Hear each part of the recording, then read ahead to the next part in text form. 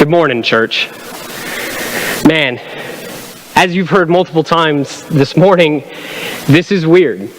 And if you normally tune in and watch the sermon online, and that's how you normally interact with us, things really probably aren't all that different for you. But the reality is things are very different for me. I'm sitting here in an empty building. I don't see my family around me. I miss seeing all of my brothers and sisters. I miss the routine.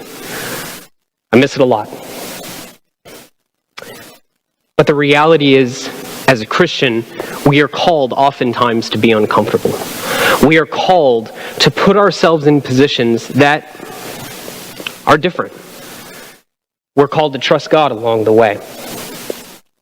In the Gospel of Mark, chapter 12, verses 28 through 31, Christ will outline one of the most important pieces of Scripture. And the text reads, "One of the teachers of the law came and heard them debating. Noticing Jesus had given them a good answer, he asked him, 'Of all the commandments, which is the most important?'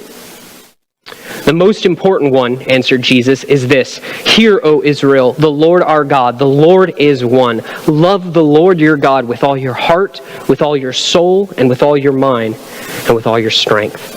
The second is this: love your neighbor as yourself. There is no commandment greater than these.'" When we think about this greatest commandment, and its two parts, loving God and loving our neighbor as ourselves, I think loving God often is the easier thing for us. Why shouldn't we love God? We just did communion and glorified him and honored him for the sacrifice that he paid for us through his son, Jesus Christ. Loving God is oftentimes easy. There are various ways we practice this love. We love God by dedicating ourselves to him. We love God by believing that he will do what he has said he will do. We love God by serving. We love God by pursuing him through his word. There are so many ways that we can love God. But that's only half of the equation. What about the other half? Loving our neighbor as ourselves. I think this is more difficult than anything else. Loving our neighbor as ourselves, because at my heart, I'm a selfish being, and I don't want to reach out to my neighbor. I don't want to talk to my neighbor. I don't want to be involved. I want to be alone, to be by myself oftentimes. I want to be kind of safe in my little bubble, but we're called to go past that. A perfect example of this is the parable that Jesus speaks right after giving this greatest command. Right after giving this greatest command, a teacher of the law will come, and in one of the Gospels he says, trying to justify himself, he'll challenge Jesus and he'll say, "Well, who is my neighbor?" And so right after this piece of Scripture, we have Christ launch into this parable about the Good Samaritan.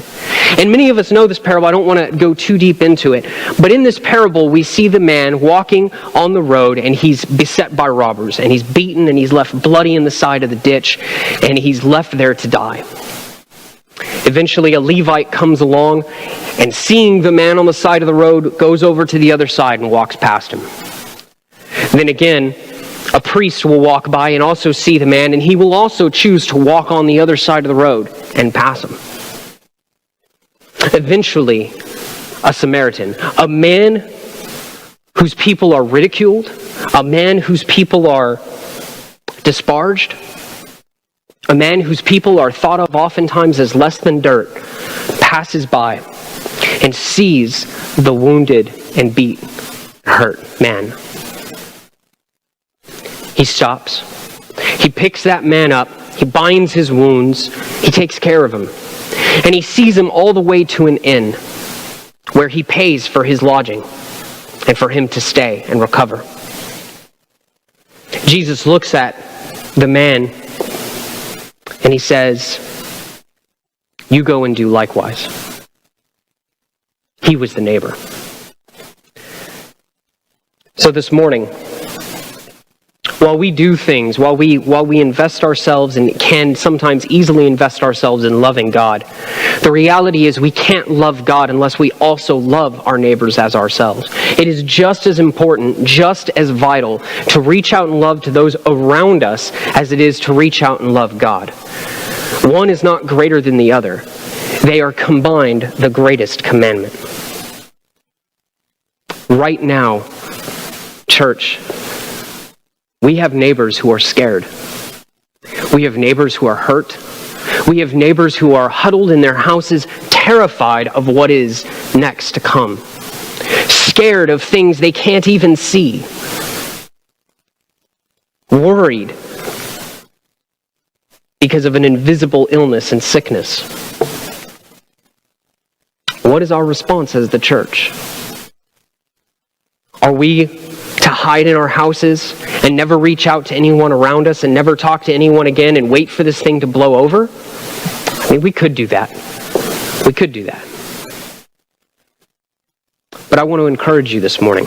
I want to challenge you this morning. Don't. I'm not telling you to go out and gather in a large crowd somewhere and bring everybody around you and say, you know what, no, we're gonna celebrate anyway. That's not what I'm saying. What I'm saying is, where you are today, I imagine you have neighbors. I imagine you have friends and family who don't know Jesus and are scared. This morning, what I want to do is encourage you to be the Good Samaritan. Reach out to those living around you. You may never have talked to them before. You may never have spoken to them before. Maybe all you've done in the years that you've lived where you've lived is waved, smiled, said good morning or good evening. Now is a chance that we have to provide comfort. As His church, we have the truth. We have hope. And it is now that this world needs hope more than ever. So my encouragement to you this morning is simple. Go out and be the Good Samaritan. Be a good neighbor. Reach out to those around you. Offer them love and strength and encouragement. Offer them prayer. Serve them. Love them.